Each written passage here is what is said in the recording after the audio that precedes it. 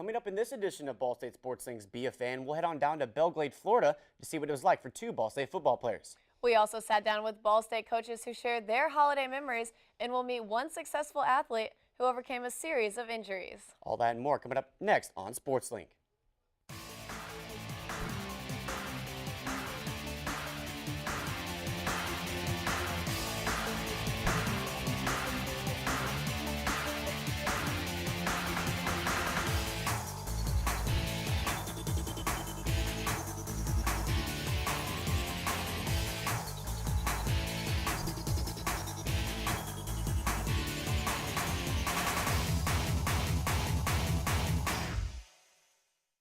Ball State Sports Links Be a Fan is brought to you by Muncie Nissan.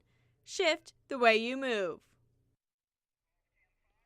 Hello and welcome to the December edition of Ball State Sports Links Be a Fan, driven by Muncie Nissan. I'm Josh Blessing. And I'm Ashley Reed. Ashley, it's December. It's the holiday season. Are you excited? I'm very excited, especially excited to go home and see my family and friends.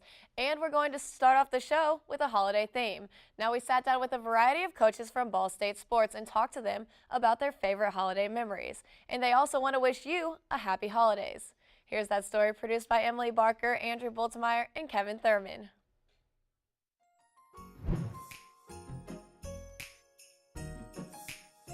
My favorite holiday memory would be when my family and I decided to go to Las Vegas and share an experience that we would all never forget, as my brother had just turned 21. So we got to experience shows and experience casinos and just live entertainment while the lights were up and just enjoy memories. We celebrated Christmas in a big way. It was, again, about time together, about some nice meals together, about some family traditions, which when I was younger, we would have to get up, we'd have to eat breakfast. Once we'd eaten breakfast, once we'd cleaned the dishes, then we could sit down and open up the presents, and so it was like torture. Probably the family going to church and then kind of driving through the neighborhoods looking at Christmas lights and lighting candles. I remember when I was a kid, we used to have a table and you would have the presents, under the table. It was the Hanukkah table. And, you'd have all the menorahs. Mom would have one, Dad would have one, I would have one, my brother would have one. And, you put the candles up all day so that, you would see them when you got home from school. And, you look forward to lighting them at night. So it was pretty cool. I think my favorite memory was just really spending time together as a family. I think that's really what you remember most. The gifts kind of come and go. You forget what you got or what you gave. It's really spending time together, and it's just being together, being able to laugh and joke and have family come over and see grandparents and aunts and uncles, and kind of everybody being together is just so much fun. And that's the same thing we try to really create with our children. I can remember when I was young, probably two different instances. One was when I got an electric guitar, thought I was going to be the next Mick Jagger, and then the other one was when I got my first stereo. And to tell you how old I am, it had an 8-track player in it. I have so many memories of the holidays. I'm really fortunate. All my family really lives here in Muncie, so I get to see them quite a bit, but during the holidays we all get together, you're just passing out gifts, eating, getting to see cousins that you don't get to see every day, and it's just really fun to just be together. The women's basketball program here at Ball State would like to wish everybody Merry Christmas and a Happy New Year, and hopefully 2013 brings us all what we want, and that's a ton of success, a ton of health, and a ton of happiness. From Ball State Volleyball, Merry Christmas and Happy Holidays. Happy Hanukkah, Merry Christmas, and Happy Holiday Season from everybody here at Ball State Athletics. Happy holidays from Ball State Women's Tennis. Merry Christmas, Happy Holidays from Ball State Men's Volleyball. Happy holidays to everyone out there from Ball State Soccer. This is Billy Taylor, head basketball coach at Ball State. I want to wish everybody a safe and blessed Christmas. Now, Josh, do you have any big plans for the holidays? I do, actually. A couple of us in Sports Link are going to head down to St. Pete for the Ball State Bowl game. First, we're going to make a pit stop in Nashville, and hopefully we make it back all right. We'll see. Well, we're going to stick with football and talk about running back Barrington Scott. Now, he's had an up-and-down career so far, and after an injury in his high school career and then last season where he broke his leg, he's been able to bounce back and play a vital role for the Cardinals this season. Here's his story, produced by Timmy Fogarty and Palmer Durr. Running back Barrington Scott is a warrior. He's a fighter. And it all started before he even stepped foot on Ball State's campus. My senior year of high school, I tore my ACL like in week 4, I think. Then, you know, the walk-on situation, I had to go to Northern. I tore my meniscus in camp. Then I got moved up to 1 and 2s. And then that just kind of led to me coming to Ball State because I couldn't, you know, afford to pay the out-of-state tuition for an extra year. So, and that's pretty much it. Then I broke my fibula last season. It was hard. This is hard because I came a long way from that. Living up to the hype as a tough player, no one, not even Scott, knew his leg was broken when it happened. You know, it goes back to when he broke his ankle against Eastern Michigan last year. I mean, the guy hobbled off the field. He didn't just hop with one leg. I mean, he really put pressure on it. We thought it was just a sprained ankle. When I broke it, well, I didn't know I broke it, but I knew something was wrong because I walked out the field and it was hurting. But, man, then when I found out I broke it, it was just like, man, not again. Like, I got to start all the way over again, you know. Scott's road to recovery wasn't just hard on him. It took a lot of hard work and dedication from other coaches as well. Coach Feely is awesome in the weight room and really having a great understanding of where guys are at physically and mentally. Going back and forth with Sean Comer, the trainer, we really had to find out, you know, there's no exact recipe, there's no cookie cutter way to do it. Every guy's a little bit different. Still got to work out real good and heavy during, I think, like the spring when I came back working out and stuff like that. Just a lot of upper body workouts. It was kind of a long, here, this process, that process, this is how this feels. But then, you know, once I got to really go, I mean, he got me right because he was doing the squats. His squat actually went up 2 days ago, higher than it was 2 summers ago, if you can believe that. Rushing back too soon was a big concern for Scott. With the help and advice from coaches and players, it made the transition easier for him. Believe what they saying and telling me, you know. I mean, they're probably doing it for a good reason, so it's got to be, you know, patient. After a while, it's like, hey, Bear, you can push a little further. And sometimes he did, and he goes, oh, wow, I guess I can do that. I don't really know if they all know my story, but I'm pretty sure as, you know, me getting hurt last year and being back out here is like a good example for them, you know, just not to take it for granted and just work hard, you know what I'm saying, be, you know, happy when you out here and healthy, running around. His work ethic is second to none, and his drive and passion are noticed by all. In terms of leadership, he's a guy that is definitely, you know, lead by example guy. You know, he's not a rah-rah guy at all. He's not a guy that's going to talk about himself. He's not a guy that's going to probably talk to the other players, but he's going to be a guy that's always going to be going full speed, and hopefully the younger guys see that and look up to that. When I come back from, I realize that there ain't no limits to what I can do. So that's how I approach everything else, like in my life. Like, it just made me see that there ain't no limits. Like, I could do anything. You know, I done came back from 3 injuries, serious injuries, so there's no limits with me and what I do. For Ball State Sports Link, I'm Timmy Fogarty. Barrington Scott, the ball carrier. It just blows my mind to be able to break your leg on the field and then walk off and then come back the next year, get over almost 400 yards on the ground and then 2 touchdowns. That's unbelievable. And he's been really a versatile player, really being able to play on any down. And, I mean, his moments aren't the only exciting moments. We've had many exciting moments this season for Ball State football. And now I'm going to go ahead and toss it to Pat Boylan with Sounds of the Game. Yeah, guys, well, normally this segment is Sounds of the Game, where we match up the SportsLink radio broadcast with the SportsLink highlights. But it's the holiday season. We're in the giving spirit. So this month's edition is Ball State SportsLink Sounds of the Season, where we take a look at some of the top highlights in the 2012 Ball State football year, presented by Robbins Apparel. Let's take a look. Following a 2011 season which saw the Ball State Cardinals bowl eligible for the first time since 2008, 2012 brought a quiet confidence to Muncie. Back was signal caller Keith Wenning, the heart of the defense Travis Freeman, and the nation's most experienced offensive line. But last season ended in disappointment. Ball State was one of 2 6-win teams not to get a bowl invite. To make the next step, it would take even more effort, preparation, and focus. To make the next step, Ball State football would have to rise up. Ready to go again. He's in shotgun. Edwards back with him. Takes the snap. We'll give it to Edwards. Edwards bounces to the outside. Edwards with a hole. Edwards to 40. It's a foot race. Edwards to midfield to the 40, 35-30, 25-20. He is gone. Touchdown, Jawan Edwards. Will Smith in motion. Wenning takes the snap. Give it to Smith again. Now Smith is going to throw. Goes right side. He's looking for Keith Wenning in the end zone. Who caught it? Wow. A diving catch. keep winning. The quarterback made a diving catch in the end zone, and what a throw by Jamil Smith. State has a chance. Here comes Steven Schott. Onto the hold. The snap is there. It's down. The kick is up. It's on the way. It's got the leg, and it is good. It's good. It's good. Steven Schott puts it through, and he's beaten Indiana on the last second. Steven Schott is a hero. Wow. Ball on the 28-yard line of the Cardinals. Daniels in shotgun. Takes the snap. Drops the throw. Steps. Looks. Throws left side. It's picked off. It's picked off. The Cardinals have it. Running down the sideline. This is who picked this off, still going, and now Patterson will finally fall down at the 45-yard line. The Cardinals will win. In the gun, Edwards back with him. Keith takes the snap, gives to Jawan. Cut, left, right, to the 10, to the 8, still on his feet, to the 5, 2, 1. He will score! Touchdown, Jawan Edwards, and the Cardinals win on an epic run. Exhale, Muncie.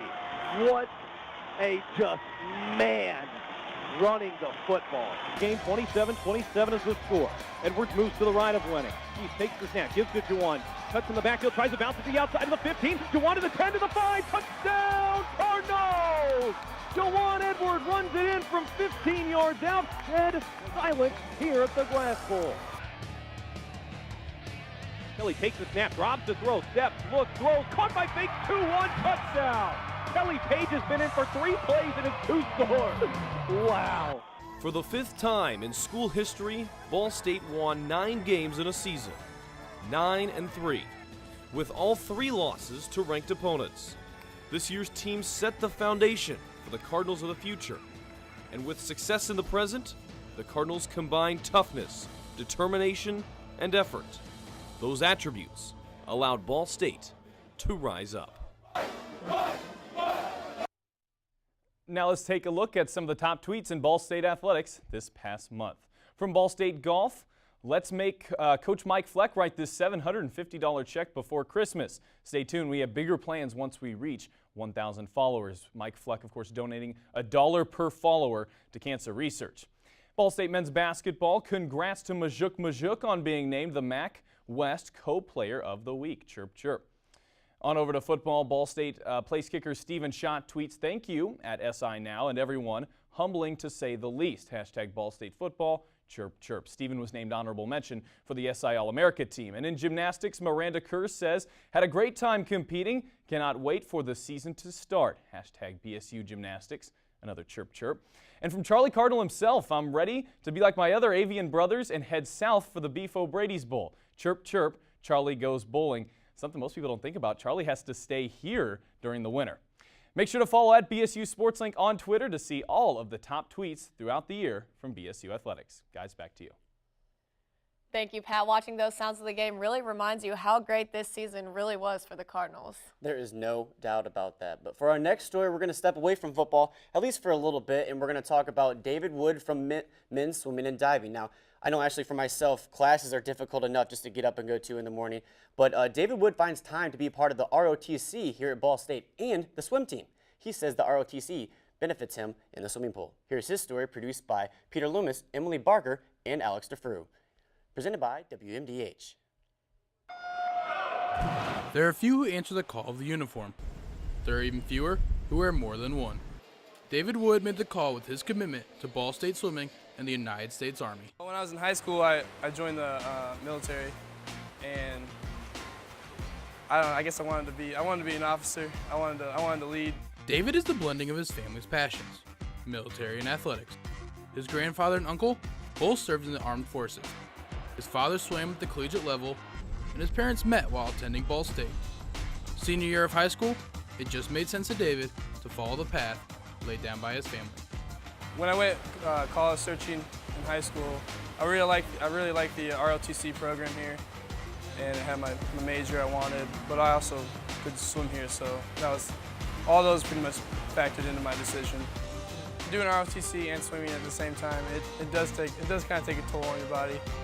Say you have to take a PT test in the morning, and you had to go that afternoon to weights, weights or swimming, and then you swim hard, you try to get your times, and it hurts, but especially the next morning when you wake up and you're just like, oh, I'm so sore right now.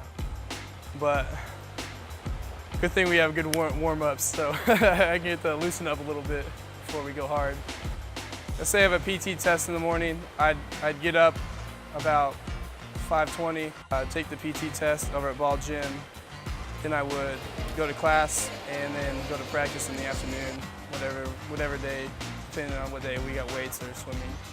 And then go home and do homework. The time demands are tremendous.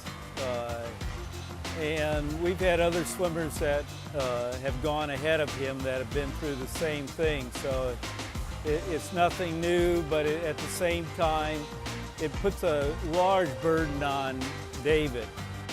For most, there never seems to be enough hours in a day. While it is not common for students to participate in athletics and ROTC, it has been done before. Having a mentor certainly helps.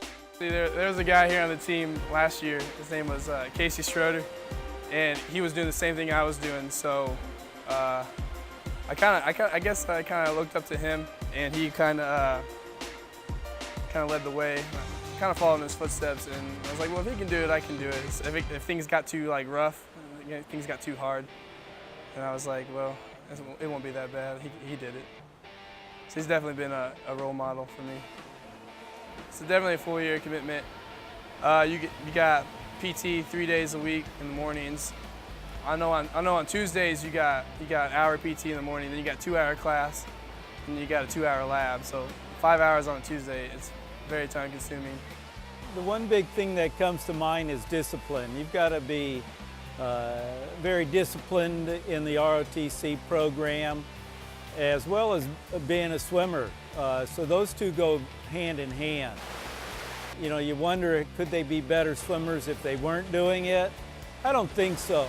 They realize that they're not going to be able to do everything all the time, so that when they do have time to train, they're in there giving it their best.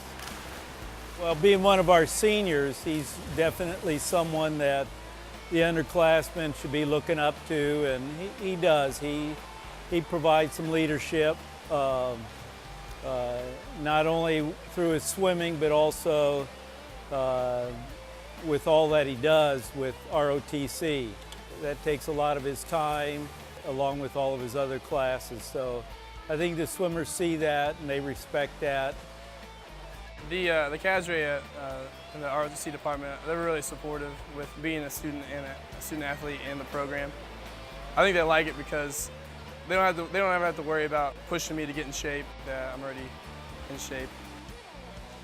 We do a lot of PT in the ROTC, so swimming every day definitely helps you get in shape, and when we have our PT test, which is just 2-mile run, 2-minute sit-ups and push-ups, I can definitely feel a difference when I'm in swim season because I'm just in better shape.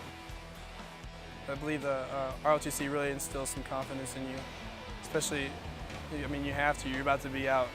You have to be a lieutenant out in the real world. Swimming is more than a sport of the individual. It is the challenge of character, the strength of spirit, and the hope of the future. The American Armed Forces and athletics clearly instill the same ideals. For Ball State Sports Link, I'm Peter Loomis.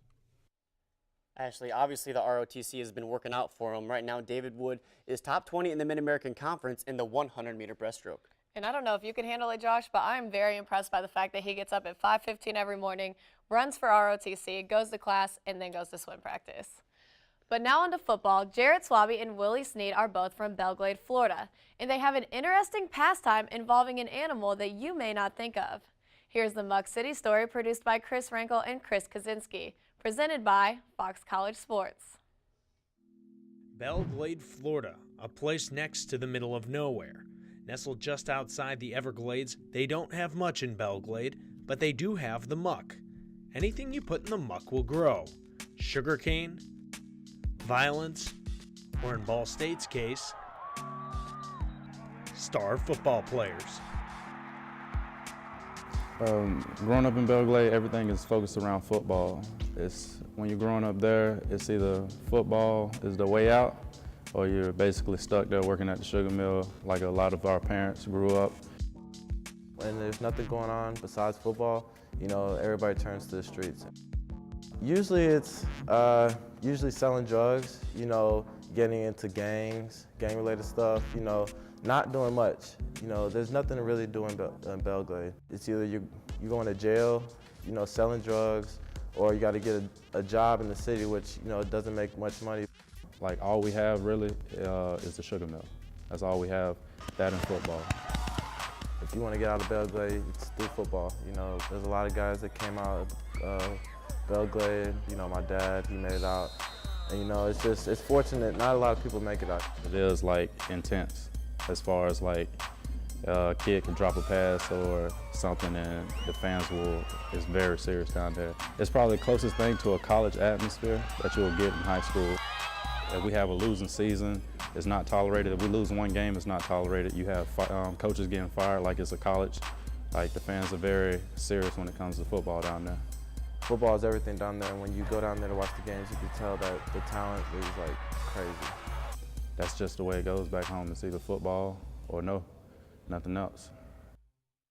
But before players can chase their football dreams, they're first led on another chase. For some, it's survival. Others, for fun. It's the chase of the rabbit.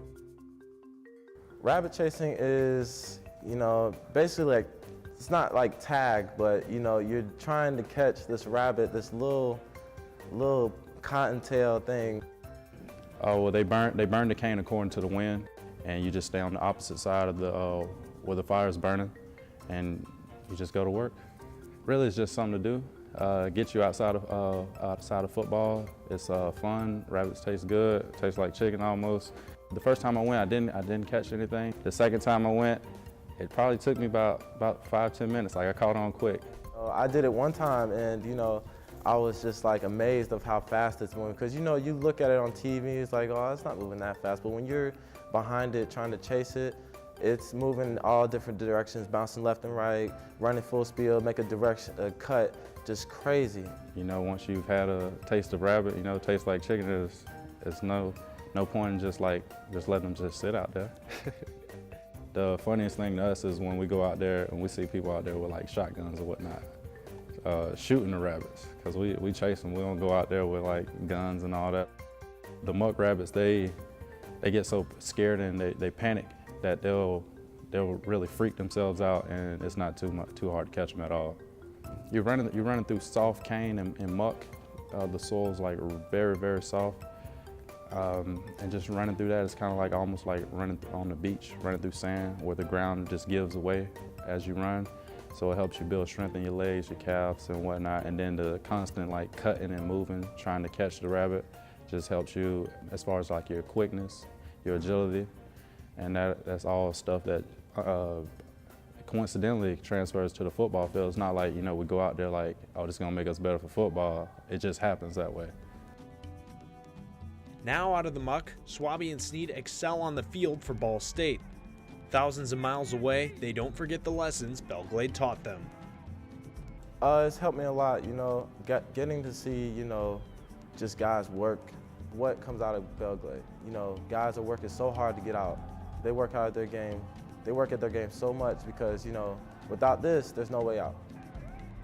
Growing up in a town with such poverty and just seeing all that around you as far as violence, drugs, and whatnot, growing up around football just really humbles you. Humbles you just to want to do better than, like, I grew up in a house where my parents were real strict on us, and just seeing all that just makes me want to grow up and just be better than what they did, and that's what they want from me. And it just motivates you really, just to not want to have to live like that. You know, I just want to be one of the greatest coming out of Belgrade. You know, I want to make my dad proud of me, make my whole family proud. And you know, when I think about the guys that made out and what they're doing now, I just have high expectations for myself. And you know, in college or going to the next level, you know, I just want to be the best that I can be. You can take the player out of the muck, but you can't take the muck out of the player. The roots just go too deep. For Ball State Sports Link, I'm Chris Rankel. And you know, Snead's had a most impressive season, receiving over 1,000 yards with 9 touchdowns. And at one point this season, Snead was top 3 in the nation in receiving yards. That's pretty impressive.